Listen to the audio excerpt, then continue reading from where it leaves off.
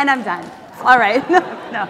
Thank you so much I'm so excited to be here. I'm so excited to be included in a group of people being called clever for challenging the status quo and for never taking no for an answer. Because when I was a kid and I did that, they called me mouthy. They called me mouthy, and they called me a spitfire. I was a pistol. I think that the nice word that they came up with, let's see if I can get this to work, was strong-willed. That was the one my parents went with regularly. And when I was a kid, I wasn't overweight. I was of average size. I was maybe on the plus side of average, but I was never really made fun of about my size, except for, I'm hoping that can we get this? I'm having a little technical difficulty, so I will tap dance until we're ready to go. Because I really want you to see some pictures of how cute I was when I was 5. No slides? Oh, well, that changes things.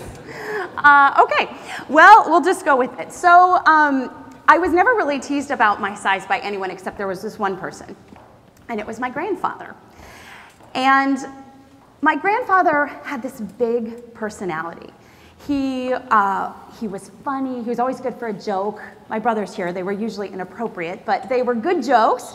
And he loved to sing, and he had this incredible voice, and people just loved him, and he commanded respect. But for all of these wonderful, wonderful qualities about him, he had this old-fashioned sense of view for women, and that was that he kind of thought women were there to stand next to a man and make a man look good. And I can't remember the first time that he called me fat. I just remember when I was a kid that I heard it a lot. And he would say things to me. He was of the generation that shame was the best motivator. So he would say things to me like, "You will never find a good man to marry you at that size." Or, "You would be so pretty if you weren't so fat." And it hurt. I remember going home from many, many different family functions crying and in tears and listening to my parents try to say it's okay and that's just the way he is. But it really, really hurt. There was this one particular family gathering. It was Christmas when I was about to graduate from college. And I was telling my family that I was about to start sending out resume tapes to news stations to become a journalist. And he said to me, "No one will ever hire a fat girl to do the news." And that was my aha moment. That was the moment when something inside me came alive. And I turned to him and I said, "Grandpa, I love you, I do. I may not be skinny, but you are a jerk. I'm not gonna let you or anybody else tell me what I can and cannot do." And everybody in my family kind of stood around like this and nobody really said anything. And I wish I could tell you that he changed. He didn't, but I changed. And I loved that I had the opportunity to get a job in television. And I loved that I had the opportunity to marry a wonderful man. And we had 3 amazing, beautiful children together. But here's where it gets interesting, because every time I had those children, I gained weight. And then I lost it, and then I gained it again, and I lost it again. And over the course of about 10 years, I gained and then lost and gained back about 75 pounds, and it was all in front of a television audience. And for the most part, people were really great. I didn't really hear much from people except the occasional, "Jennifer, your hair falls in your face, it drives me crazy," or "That suit color doesn't really flatter you." You know, those are the kind of emails that we get. But then there was this one email. I actually brought it. I got this email. It was September of 2012. And it goes like this. It says, "Hi there, Jennifer. It is unusual that I see your morning show, but I did so for a very short time today. I was surprised indeed to witness that your physical condition hasn't improved for many years. Surely you don't consider yourself a suitable example for our community's young people, girls in particular. Obesity is one of the worst choices a person can make and one of the most dangerous habits to maintain. I leave you this note, hoping that you will reconsider your responsibility as a local public personality to present and promote a healthy lifestyle. So I got this letter, and at first I tried to laugh it off. I'm like, oh, geez, wow. But the people in my newsroom didn't. They didn't think it was funny at all.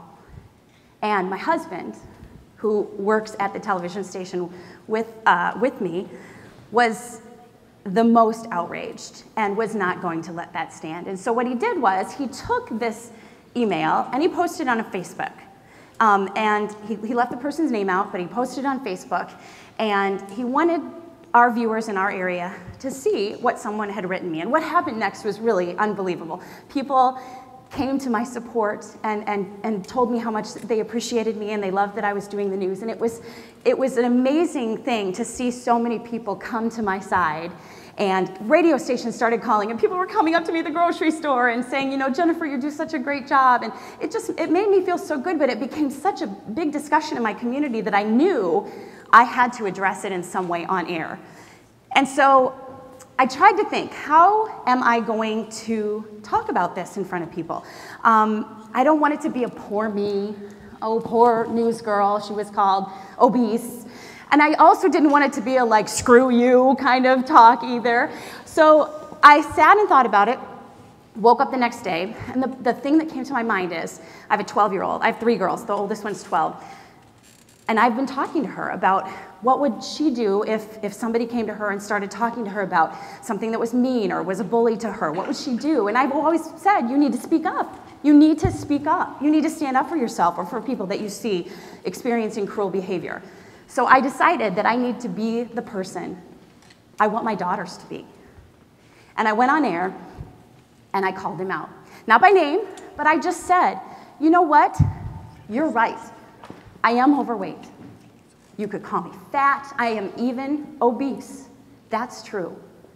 But there is a lot more to me than the number on that scale. You don't know me. You know nothing about me. You say you don't watch the show.